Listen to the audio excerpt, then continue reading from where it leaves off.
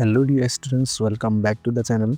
আজি আমি এই ভিডিওটোত ক্লাস 9 ম্যাথমেটিক্সৰ এক্সাৰসাইজ 1.5 আৰম্ভ কৰিম। ওকে, ইয়াৰ আগৰ ভিডিওলৈকে আমি এক্সাৰসাইজ 1.4 টো শেষ কৰিলো। সো যদি তোমালোকে ভিডিওটো চোৱা নাই গৈ পেলাই চাব পাৰা। ওকে, সো এইটো ভিডিওটোত কোৱেশ্চন নম্বৰ 1 টো আমাক দিয়া আছে। তলৰ সংখ্যাবোৰ পৰিমেয় নে অপৰিমেয় আমি শ্ৰেণীভুক্ত কৰিব লাগে। ওকে, পৰিমেয় আৰু অপৰিমেয় হিচাপে আমি শ্ৰেণীভুক্ত কৰিব লাগে। ওকে, সো যদি আমি চাওঁ প্ৰথমটো দিয়া আছে আমাক 2 - √5 তো 2 - √5 টো হৈ যাব আমাৰ অপৰিমেয়, কাৰণ এটা আমাৰ সংখ্যাটো কি দিয়া আছে অপৰিমেয় আছে, ৰুটত আছে। ওকে, সো কোৱেশ্চন নম্বৰ 2 দিয়া আছে 3 + √23 - √23 এইটো ব্ৰেকেটত দিয়া আছে। তো যেতিয়া মই ব্ৰেকেটটো খুলি দিম, ব্ৰেকেটটো খোলাৰ লগে লগে এইটো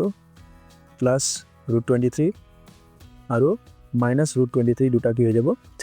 কেনসেল হৈ যাব, মানে 0 হৈ যাব। তো তাৰ পিছত কিমান থাকি যাব 3, আৰু 3 টো এটা আমাৰ পৰিমেয় সংখ্যা, এইটো হ'ব আমাৰ পৰিমেয়। ওকে, ইয়াৰ পাছত 3 নম্বৰটো দিয়া আছে 2√7/7 ওকে, √7 দুটা কেনসেল হৈ যাব। তো আমাৰ থাকি যাব 2/3 2/7। তো 2/7 টো আমাৰ এটা পৰিমেয় সংখ্যা হয়। ওকে, ইয়াৰ পাছত আমাক 4 নম্বৰটো দি আছে 1/√2, যেহেতু এইটো আমাৰ দুইটো ৰুটৰ ভিতৰত আছে সেইকাৰণে এইটো আমাৰ হৈ গ'ল অপৰিমেয় সংখ্যা। ওকে, তাৰপিছত 5 নম্বৰটো দি আছে 2π, তো পাই থাকিলে আমাৰ কি হৈ যাব অপৰিমেয় হ'ব। ওকে, আৰু যদি কিন্তু পাইৰ মান 22/7 দিয়া থাকে, এইটো 22/7 টো আমাৰ হৈ যাব পৰিমেয়। ওকে, কাৰণ যোনটো আমি 22/7 লওঁ, এই 22/7 মানটো পাইৰ এটা অনুমানিক মানহে হয়, ইয়াৰ যোনটো অৰিজিনেল মান হয় সেইটো নহয়। আৰু যেহেতু 22/7 টো এটা কি হয় p/q আকাৰে আমি প্ৰকাশ কৰিব পাৰিছোঁ, সেইকাৰণে 22/7 টো এটা আমাৰ কি হ'ব পৰিমেয় সংখ্যা। ওকে, ইয়াত আমাৰ 2π টো হৈ গ'ল আমাৰ অপৰিমেয়। এতিয়া আমি কৰিম 2 নম্বৰ প্ৰশ্নটো। 2 নম্বৰ প্ৰশ্নটো তোমালোকৰ কাৰণে ভেৰি ইম্পৰ্টেণ্ট। ওকে,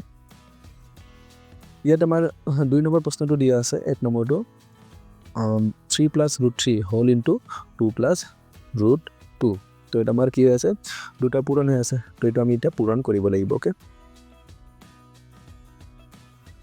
ওকে, যদি এনেকুৱা টাইপৰ প্ৰশ্ন দিয়া থাকে মানে কি বুজাই আছে, এই ব্ৰেকেটৰ ভিতৰত থকা দুটা সংখ্যাটো এই ব্ৰেকেটৰ ভিতৰত থকা দুটা সংখ্যাটোৰ লগত কি হৈ আছে পূৰণ হৈ আছে। ওকে, তো প্ৰথমতে আমি এই তিনিটোৰ লগত পূৰণ কৰিম। তিনিৰ লগত কি পূৰণ হ'ব, এই ব্ৰেকেটৰ ভিতৰত আছে আমাৰ 2 + √2 প্লাস √3, এটা আকৌ √3 দেন √3 টো পূৰণ হ'ব আমাৰ কি ব্ৰেকেটৰ ভিতৰত আছে আমাৰ এইফালে 2 + √2। ওকে, বুজি পালা? যোনটো আমাৰ এই ব্ৰেকেটৰ দুটা সংখ্যাটো আছে, এই সংখ্যা দুটা আন যোনটো ব্ৰেকেট দিয়া আছে এই ভিতৰত থকা সংখ্যা দুটাৰ লগত পূৰণ হৈ আছে। ওকে, ব্ৰেকেটটো এইটোৱে বুজাইছে। তো 3টো আমি প্ৰথমতে পূৰণ কৰিলোঁ, এইটো ব্ৰেকেটৰ ভিতৰত 2 + √2, আৰু √3 টো এতিয়া এইটো প্লাস √3 আছে, প্লাস √3 এইটো পূৰণ হৈ আছে 2 + √2 লগত। ওকে, তো এতিয়া আকৌ এইটো যিহেতু ব্ৰেকেট আছে, তো এইটো কি বুজাইছে ইয়াৰ লগতো পূৰণ হৈছে আৰু এইটো সংখ্যাৰ লগতো পূৰণ হৈছে। এইটো √3 টো 2 লগতো পূৰণ হৈছে আৰু √3 টো √2 লগতো পূৰণ হৈ আছে। ওকে, সো এইটো মই কি লিখিব পাৰিম 3 পূৰণ 2 যোগ এটা আকৌ এইটো 3 পূৰণ √2, এটা আছে প্লাস আছে প্লাস 3, এইটো √3 আৰু 2 পূৰণ হৈছে, এইটো 2 পূৰণ √3, আকৌ এইটো প্লাসে থাকিব, এইটো √3 আৰু √2 আছে, তো √3 পূৰণ √2, যেহেতু দুটাও ৰুটত আছে তো আমি ৰুটৰ ভিতৰে এইটো আমি পূৰণ কৰি দিব পাৰোঁ, বা 2 × 3 = 6 √6 হৈ যাব। ওকে, একেলগে লিখিলে হৈ যাব। তো এইটো আমাৰ 2 × 3 = 6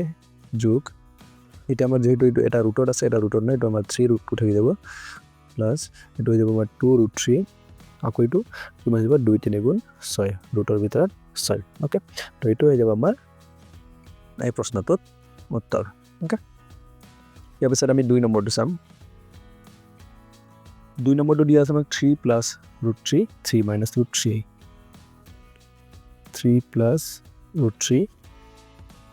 হোল ইনটু 3 - √3। ওকে, ইয়াত যদি আমি ভালকৈ চাওঁ, এইটো আমি এটা সূত্ৰ বনাব পাৰোঁ। কি সূত্ৰ হৈ আছে আমাৰ a + b, প্ৰথমতে আমাৰ প্লাস আছে এনে a + b into a - b, এইটো আমাৰ সূত্ৰটো কি হয় a² - b²। কিয় গম পালোঁ, কাৰণ আমাৰ আগত চোৱা 3 আছে, এইটো 3 আছে, √3 আছে, এইটো √3 আছে, এটা প্লাস আছে এটা মাইনাস, তো আমাৰ a + b into a - b। Okay, same to same বস্তু আছে, খালি এটা প্লাস আছে এটা মাইনাস, তো আমাৰ সূত্ৰটো হৈ যাব a + b into a - b, a² - b²। তো a মানে আছে আমাৰ 3, তো 3² মাইনাস, আৰু b² মানে আমাৰ √3 আছে, তো √3²। ওকে, তো এটা 3² মানে আমি জানো 3 পূৰণ 3 দুবাৰ হৈছে, 3 × 3 = 9 বিয়োগ এইটো স্কোয়াৰ থাকিলে ৰুটটো আমাৰ কেনসেল হৈ যায়। ওকে, স্কোয়াৰ ৰুটটো আমি কাটি দিব পাৰোঁ বা নাকাটিলে একে বুজায়। তো এইটো হৈ গ'ল আমাৰ 3 পাম। ওকে, স্কোয়াৰ থাকিলে আমি ৰুটৰ পৰা ডাইৰেক্ট 3টো আমি লিখি দিব পাৰোঁ। তো 3 পৰা 6 গ'লে 9 পৰা 3 গ'লে আমাৰ হৈ যাব উত্তৰটো 6। ওকে, এবছৰ চাম আমি 3 নম্বৰটো।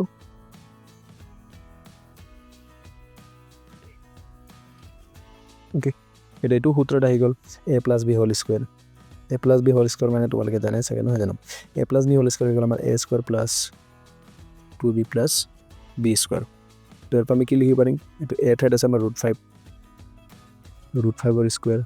+ 2ab 2 মানে 2 আৰু a মানে হৈ গ'ল আমাৰ √5 আৰু b ঠাইত আছে আমাৰ √2 + b স্কয়াৰ মানে হৈ গ'ল আমাৰ √2 স্কয়াৰ তো এৰ আমি কি লিখিব পাৰিম স্কয়াৰ থাকিলে √2 উঠি গ'ল তো আহি গ'ল 5 + 2 মানে 2 যেহেতু ৰুটত আছে আনবোৰ সংখ্যা তো এইটো আমি পূৰণ কৰিব নোৱাৰো তো এইটো ৰুটৰ ভিতৰে পূৰণ হৈ যাব 2 5 গুণ হৈ যাব আমাৰ 10 প্লাস স্কয়াৰ থাকাৰ কাৰণে √2 উঠি যাব আহি যাব আমাৰ 2 তো যদি আমি চাওঁ এই দুটা আমাৰ হৈ গ'ল স্বাভাৱিক সংখ্যা তো এই দুটা আমি যোগ কৰিব পাৰি স্বাভাৱিক বা অখণ্ড সংখ্যা তো 5 5 2 7 যোগ ইফালে আহি গ'ল থাকি গ'ল আমাৰ 2√10 তো এইটো হ'ব আমাৰ উত্তৰ ওকে ইয়াৰ পিছত আমি চাওঁ 4 নম্বৰটো 4 নম্বৰ দি আছে √5 - √2 √5 + √2 √5 - √2 আৰু দি আছে √5 + √2 ইয়াতো যদি আমি চাওঁ আগৰ যোনটো এইটো সূত্ৰটো আছিল a + b * a - b আমি যদি চাওঁ √5 √2 √5 √2 এটাত আছে মাইনাস আৰু এটাত আছে প্লাস তো a + b * a - b কি হৈ যাব আমাৰ সূত্ৰটো a² - b² নহয় জানো তো a ঠাইত আছে আমাৰ √5 তো a² মাইনাস আৰু b ঠাইত আছে আমাৰ √2 তো এইটো হৈ গ'ল আমাৰ a² - b²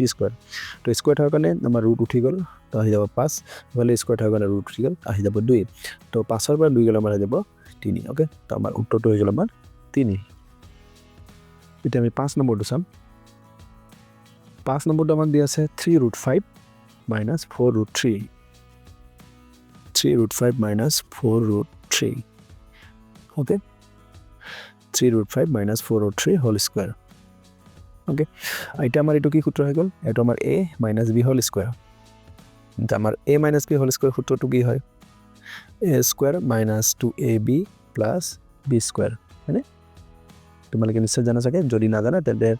বহুত পিছ পৰি আছা এটা তোমালোকে যেহেতু ক্লাস 9 ত আহি গৈছে তো এইবোৰ সূত্ৰ তোমালোকৰ পুৰা 100% ক্লিয়াৰ হ'ব লাগিব ওকে নহলে গৈ পাছত বহুত প্ৰবলেম হ'ব তো এটা আমাৰ a - b হোল স্কয়াৰ তো আমাৰ প্ৰথম আহে a² a মানে আছে 3√5 ইয়াৰ স্কয়াৰ minus 2ab 2 মানে 2 a ঠাইত আছে 3√5 into b ঠাইত আছে 4√3 plus b² মানে 4√3 আছে 4√3 স্কয়াৰ ওকে তো ইয়াত যদি আমি চাওঁ এটো আমাৰ 3² আছে 3² মানে 3 3 গুণ 9 পূৰণ কাৰণ 3 দুবাৰ পূৰণ আছে আৰু স্কয়াৰ থাকাৰ কাৰণে 5 ৰ ওপৰত √2 উঠি গ'ল তো 5 আহিব মাইনাস এটো আমি এইবিলাক যিবোৰ আমাৰ গোটা সংখ্যা আছে বা অখণ্ড সংখ্যা আছে এইবোৰ আমি পূৰণ কৰি দিব পাৰো ওকে 2 3 গুণ 6 আৰু 6 4 গুণ 24 তো 24 ইনটু আৰু ইফালে আমাৰ ৰুটৰ ভিতৰত দুটা সংখ্যা আছে তো 5 3 গুণ 15 হৈ যাব প্লাস আকৌ এইটো স্কয়াৰ থাকাৰ কাৰণে 4 4 4 4 দুবাৰ পূৰণ আছে 4 4 গুণ 16 পূৰণ স্কয়াৰ থাকাৰ কাৰণে √2 উঠি গ'ল আমাৰ আহি যাব আমাৰ কিমান 3 ওকে তো এইটো হৈ গ'ল আমাৰ 5 9 গুণ 45 বিয়োগ এইটো 24√15 প্লাস ইফালে আমাৰ 16 আৰু 3 তো 6 3 গুণ 18 অর্থাৎ 1 গুণ 3 গুণ 3 একে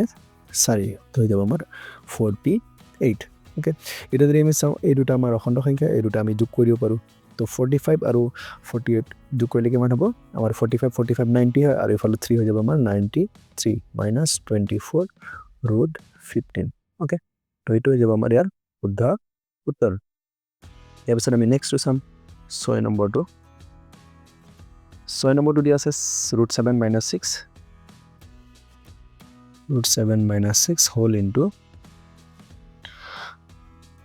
√3 - √7 এটো যদি আমি চাওঁ এইটো সূত্ৰ হৈ থকা নাই তো আমি এটো প্ৰথমৰ নিচিনা কৰিব লাগিব এই দুটাটো এই ভিতৰৰ দুটাৰ সংখ্যা লগত পূৰণ হৈ আছে তো প্ৰথমতে আমি √7 লগত পূৰণ কৰিম √7 লগত পূৰণ কৰিম কাক এটো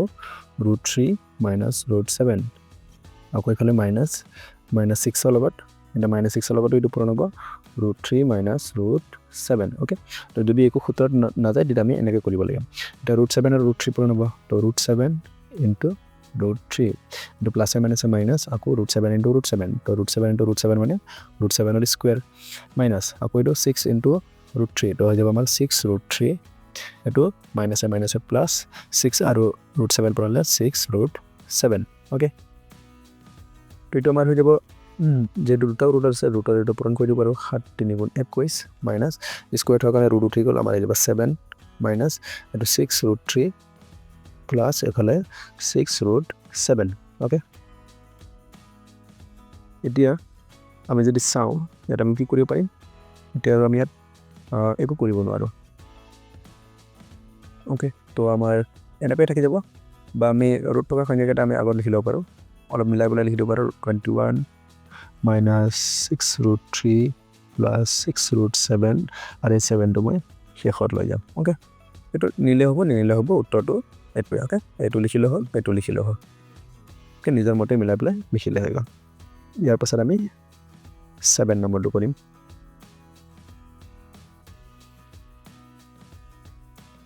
এটা 7 নম্বৰত দিয়া আছে 2 plus root 6 4 plus root 6 2 plus root 6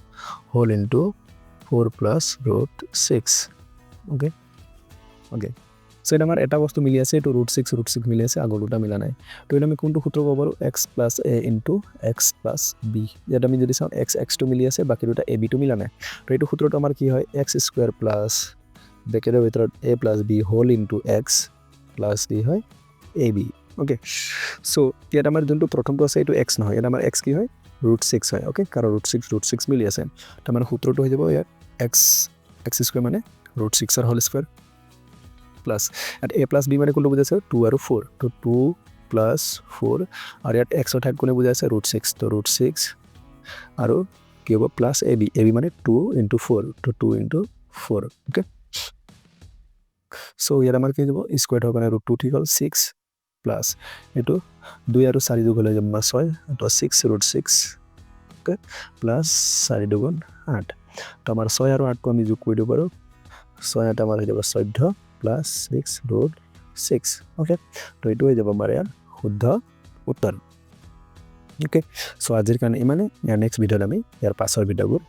পাছৰ কোৱেশ্চনবোৰ আমি সলভ কৰিম okay